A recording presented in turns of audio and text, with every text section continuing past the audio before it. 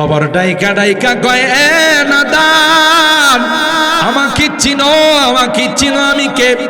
আনা বাইতুদ দুদ আনা বাইতুল ওয়াহশ আনা বাইতুল গুরবা। আমি কিন্তু সাপ বিচ্ছুর ঘর। একটা বিষাক্ত সাপ দেখলে তুমি লাফায়া লাফায়া বাঁচাও বাঁচাও বলে চিৎকার করো। আর যেখানে একটা নয় দুইটা নয় কয়টা সাপ? 99টা বিষাক্ত সাপ এখানে থাকবে। একটা সাপ চুবল মারবে রে, 99 গজ মাটির নিচে ঢুকাই। মরবানা লা ইয়াযুকুনা ফিহাল মাউতা ইল্লাল মাউতাতাল উলা ওয়া ওয়াকাহুম আযাবাল জাহিম। মৌতকে ডাকবে, মৌত আয় আয় আর সহ্য হয় না। ওয়াদউ সুবুরা, মৌতকে ডাকবে, মৌত আর সহ্য হয় না। সাপের ব্যথা সহ্য হয় না, বিচ্ছুর কামড় সহ্য হয় না। আমার মৃত্যু হয়ে যাক, আমি মারা যাই। মত বলবে না না না, বারবার কেউ মরে না, একবার মরে। কথা বলি ঠিক? ये लुत्फ़ जिंदगी में बार बार आया नहीं करते। ये लुत्फ़ जिंदगी में बार बार आया नहीं करते, बार बार आया नहीं करते। अल्लाह আল্লাহ কই, তোর কি একটা বার মনে হয় না কবরের কথা? তোর ব্যবসা কবরে তোর লাভ দিব, তোর সন্তান তোর আপন হবে না। কে আপন হবে? এই নামাজ তোর আপন হবে। বুখারী শরীফের হাদিস, যারা 5 ওয়াক্ত নামাজ পড়ে, আল্লাহর ভয়ে নামাজ পড়ে, নামাজের টাইমে কোনো ব্যবসা নাই, দোকান বন্ধ, কাস্টমার বন্ধ। কথা বলেন ঠিক কিনা? আসছেন কোন সময় আসলাম আমি তো টের পাইলাম। কয় আল্লাহওয়ালা যারা হয় মৃত্যুর সময় পিঁপড়া কামড়ের মতো তারা টের পায় না। আল্লাহ কষ্ট দেন না নেককারদেরকে। আল্লাহ কয়, তুই আমারে খুশি করার জন্য কনকনে শীতের মধ্যে ওইটা ঠান্ডা পানি দেয়া, বরফের মতো পানি দেয়া উযু করছ। তুই কি মনে করছিস আমি তোর বদলা দিব না? সুবহানাল্লাহ, আমি তোর প্রতিদান দিব না। তুই কি মনে করছিস এমনি আমি দেব? এটার প্রতিদান হলে আজকে তুই জান্নাতের মধ্যে আরাম আয়েশের সাথে ঘুরতে থাক। ওই নামাজি ব্যক্তি তাকে যখন বারবার বলা হবে ওই রোগে আপনি আক্রান্ত হয়েছিলেন, সেই কারণে আজকে দুনিয়া থেকে বিদায় নিয়ে খবরে চলে আসছে, আপনার নামাজ লাগবে না। আল্লাহ কোরআনে কয়, যারা এই পর্যায়ের হয় কোনো কিছুর ভয় তাদের অন্তরে না। রিজালুল্লাহ তুলহিহিম তিজারাতুন ওয়ালা বাইউন আন যিকরিল্লাহ ওয়া ইকামিস সালাতি ওয়া ইতাইজ যাকাত ইয়াখাফুনা ইয়াওমান তাতাকাল্লাবু ফীহিল কুলুব ওয়াল আবসার। সুবহানাল্লাহ। সাহাবায়ে কেরাম এরা নামাজের মজা পাইছে। যুদ্ধের মধ্যে গায়ে তীর লাগছে, কয় যে এখন তারে কিছু কয় না, যখন নামাজে দাঁড়াইব তীরটা টান্ডা কুইলা বলে হেটের পাইব। আল্লাহু আকবার বলে। কেমন তাদের নামাজ ছিল। আর আমরা নামাজে দাঁড়াইলে মশা যদি একটা কামড় দেয় কামান ফোড়াই। রাগ করতেছেন নি আবার? আর মোবাইল তো মাশাআল্লাহ যে বাজে, মোবাইলটা বন্ধ করে নামাজে দাঁড়ায়, কারণ আপনার সারাদিন কোনো কল না আসলেও নামাজের টাইমে শয়তানে কল দিব। নামাজের টাইমে শয়তানে কল দিয়া মোবাইল বাজানো শুরু। এই জন্য মোবাইল যদি আপনার বাঁচতে থাকে আর একজনের নামাজের ডিস্টার্ব হবে, তো নামাজের মধ্যে আমাদের কিসের একাগ্রতা? কিন্তু সাহাবায়ে কেরাম তীর ভিতরে ঢুকে গেছে, তীরটা বাইর করা যাবে না, ব্যথা পাবে। নামাজে দাঁড়াইবা এটা অবসর মতো হয়ে যাবে, তার দিন দুনিয়ার কোনো খবর থাকবে না। আল্লাহ তার সামনে।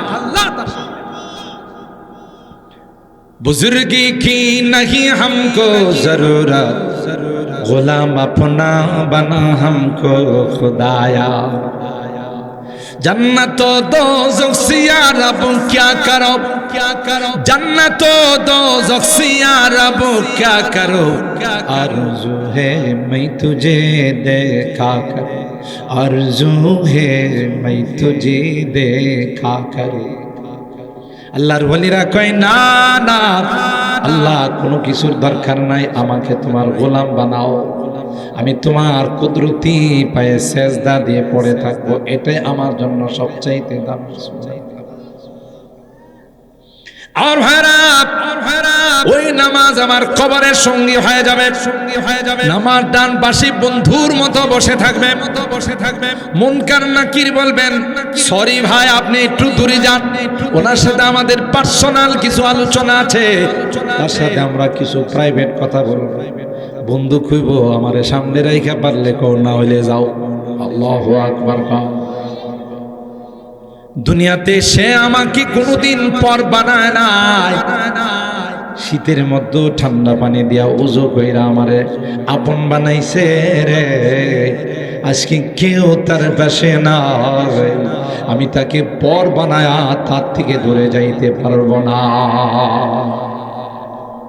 দেখছেন, রোজা বলবে আমি আছি, এ দুষ্ট তোমার কোনো ভয় নাই, তুমি আমাদেরকে আপন বানাই নিয়েছিলা, আজকে তোমার আপন জন কেউ নাই, আমরাই তোমার আপন। মনে রেখো রে, যতক্ষণ পর্যন্ত আল্লাহর জান্নাতে না পৌঁছাবো ততক্ষণ পর্যন্ত তোমাদের সঙ্গ ছেড়ে যাব না। আল্লাহু আকবার। আর এই কোরআন থাকবো না, এ থাকবো মাথার উপর। আল্লাহু আকবার বলেন। কোরআন থাকবো কই? মাথার উপর। এই পুতুলের মানুষ, সাদিয়ানের মানুষ, তেলিনগরের মানুষ, মালিয়াতার মানুষ, মালিয়াতার মানুষ, তোমরা এশার নামাজ পড়ে মৌচাকের মতো পুরা প্যান্ডেল কানায় কানায় ভরে গেছো আমার মহব্বতে, আজকে কেউ তোমার পাশে নাই, আমি তোমাকে ছেড়ে যাব না। সুবহানাল্লাহ। আমরা বড় হুজুর রহমাতুল্লাহ আলাইহি বলেন, কারে ধইরা কারে সাল্লা, দুনিয়া ধইরা আসল জিনিস সাল্লা। কথা বলেন ঠিক কিনা? কারে ধরছো কারে ছাড়ছো চিন্তা করে, যে আপন হেরে পর বানাইছো। কথা বলেন ঠিক কিনা? আরে তোমার আপন ভাই বিপদে পড়লে তোমার পাশে লাঠি নিয়ে দাঁড়াইবো, আপন ভাইয়ের সাথে তোমার সম্পর্ক ভালো না, আরেক বাড়ার সাথে সম্পর্ক করতেছে। আত্মীয়দের সঙ্গে আমাদের সম্পর্ক ভালো আছে, অথচ এই আত্মীয়তা আল্লাহর আরশের মধ্যে লটকায় থাকবে কিয়ামতের ময়দানে। লটকায় লটকায় কি বলবে জানেন? আলামান ওয়াসালানি ওয়াসালাহুল্লাহ, আলামান কাতাআনি কাতাহুল্লাহ। আল্লাহ যারা আমার সাথে সম্পর্ক ভালো রাখছে দুনিয়াতে, তুমি তার সাথে সম্পর্ক ভালো, আর যারা আমার সাথে সম্পর্ক কাটাপ করে দিছে, জীবনে মেয়ের বাড়িতে, মেয়ের জামাইয়ের বাড়িতে যায় না, বোনের বাড়িতে যায় না, আত্মীয় স্বজনের বাড়িতে যায় না, তাদের সাথে রাগ করে বসে রইছে, আল্লাহ তুমিও তার সাথে সম্পর্ক কাটাপ করে। হাদিসের কথা। এই জন্যে যে জিনিস আপন সেটা আমরা ছেড়ে দিছি, সেটা আমরা ছেড়ে দিছি। কই মিনিট সময় যা, 10টা মিনিট 20টা মিনিট সময় যা, আল্লাহ কই আরে আরে বোকা, আরে গাধা, তুই 20টা মিনিট সময় দিয়া বাকি সময় তুই দোকান কর, বাকি সময় তুই ক্ষেত খামারে যা, বাকি সময় তুই অন্য কাজ কর, তোর ওই কাজটাও আমি ইবাদতে লিখাই। এটা জমিনের কাজ না, এটা তোর ইবাদত। দোকান কাজ না, এটা তোর ইবাদত। আল্লাহু আকবার, আল্লাহু আকবার। আমরা বুঝি না তো মোহতারাম হাজিরিন। কথা একটু লম্বা হয়ে গেছে, যে কথাটা বলতে চেয়েছিলাম মা জাতির কথা মনে আছে তো? দামি না বেদামি? দামি জিনিস কি খোলামেলা চলে না প্যাকেটে থাকে? আম্মা জানরা, মদিনার কথা বলছিলাম মনে আছে তো? আম্মা জানরা এই যখন আন্দোলন শুরু করছে, আল্লাহ নবী কয় আমি তো দুনিয়ার জন্য আসি না, যদি দুনিয়ার জন্য আসতাম তাহলে তো গোটা দুনিয়া আমারে স্বর্ণ বানাই। তোমরা দুনিয়া চাইতেছ, মনটা খুব খারাপ। খবরটা পৌঁছে গেছে আবু বকর রাদিয়াল্লাহু তাআলা আনহুর কাছে, ওমর রাদিয়াল্লাহু তাআলা আনহুর কাছে, কারণ নেতৃত্ব দিতেছে এই দুইজনের মেয়ে। বুঝেন না কথা? অনেক মেয়েরা আছে না নেত্রী হওয়ার খুব শখ, তো নেতৃত্ব দিছে দুইজনই। এখন আবু বকর রাদিয়াল্লাহু তাআলা আনহু আয়েশারে কয়, আয়েশা কি খবর শুনলাম নবীর কাছে বলে দাবি দোয়ানে গেছে। আমি তো যাই নাই, সবাই আমারে কইছে।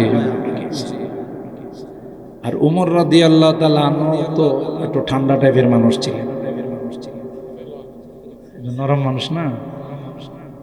উমর রাদিয়াল্লাহু তাআলা কোনো জিজ্ঞাসা নেই, আয়েশা মেয়েরে থাপড়ানো শুরু করছে।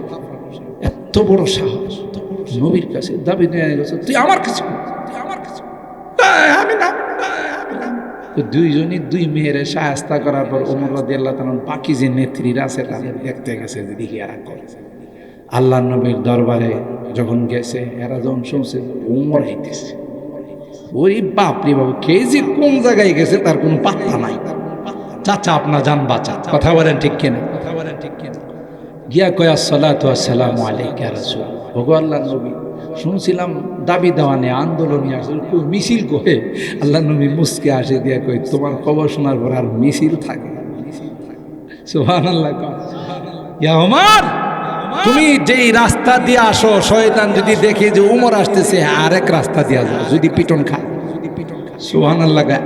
আশাদুকুম ফি আমরিল্লাহি ওমর, दुनिया ये सदाकत में तेरा नाम रहेगा, दुनिया ये सदाकत में तेरा नाम रहेगा, फारूक तेरा सिद्दीक तेरा नाम से इस्लाम फैलेगा, दुनिया ये अदालत में तेरा नाम रहेगा, दुनिया ये अदालत में तेरा नाम रहेगा, फारूक तेरा नाम से इस्लाम फैलेगा, दुनिया ये सखावत में तेरा नाम रहेगा, उस्मान तेरा नाम से इस्लाम फैलेगा, दुनिया ये शुजात में तेरा नाम रहेगा,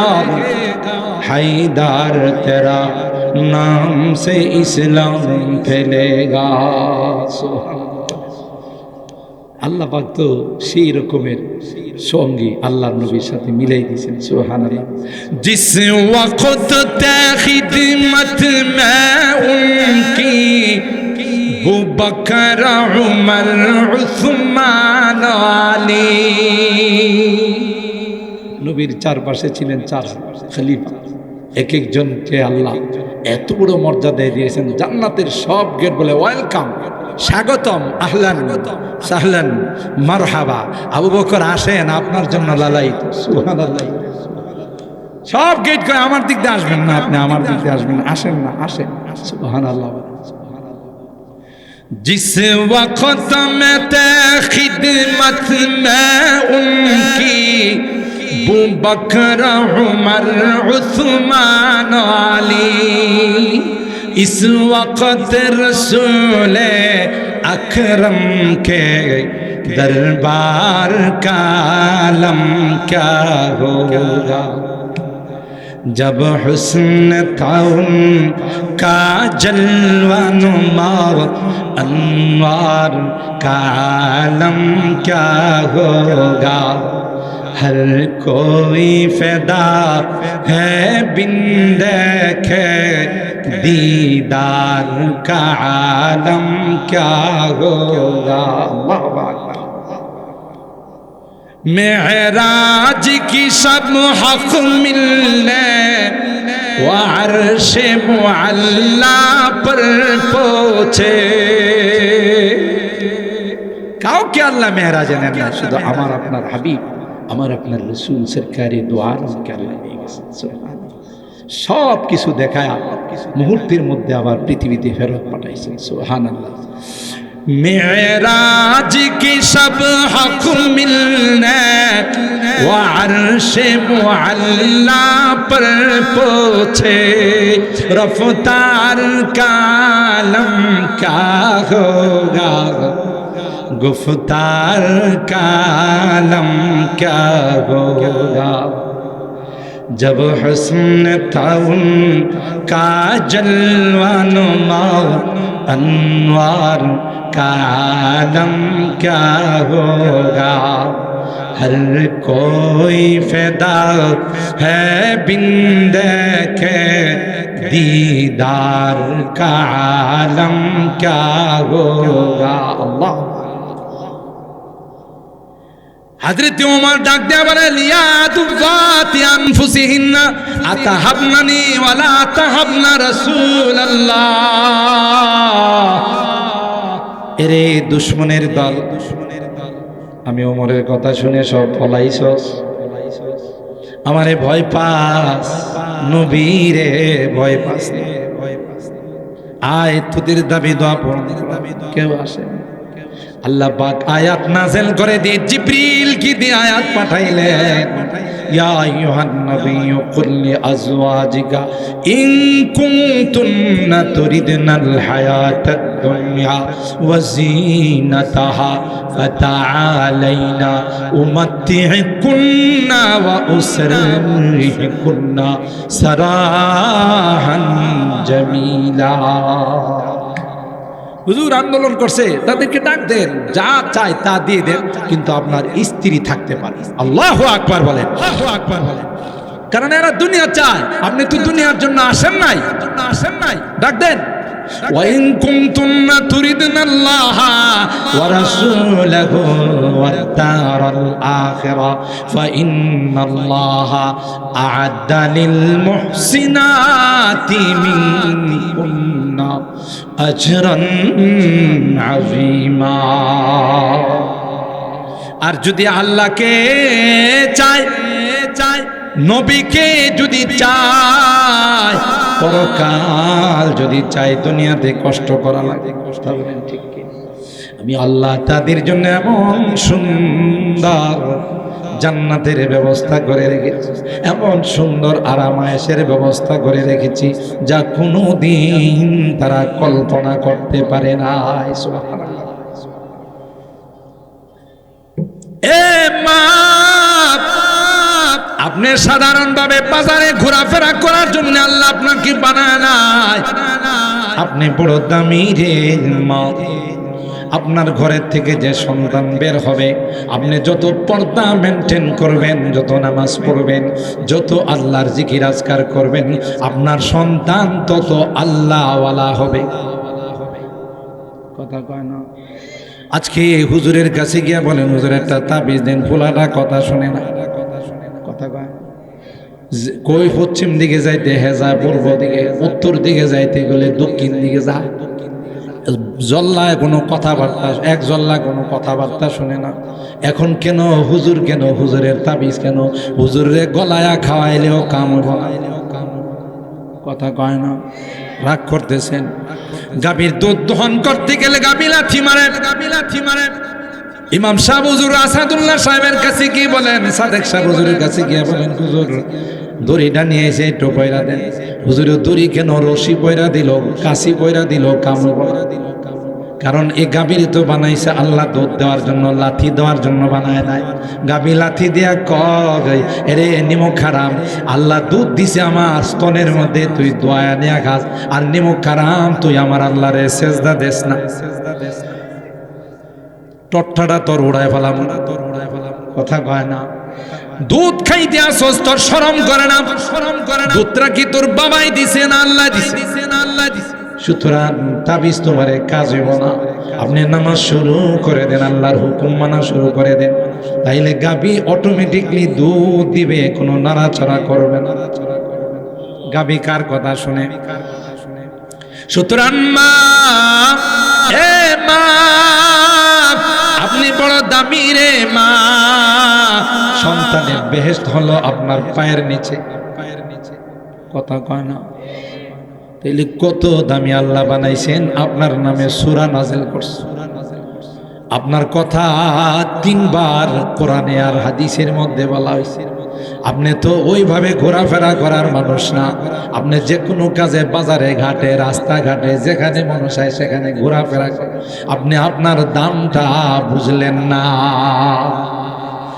চিজ রাকে দানি কে কি কিমতে খুদ রানদানি আহমকি। সব জিনিসের দাম বুঝলেন, আপনার দামটা বুঝলেন। আপনি বড় দামি, আপনাকে আল্লাহ পৃথিবীর সবচেয়ে সেরা জাতি বানাইছে। সুবহানাল্লাহ। এই জন্যে নামাজ যেমন ফরজ, মা বোনদের জন্য পর্দাও ফরজ।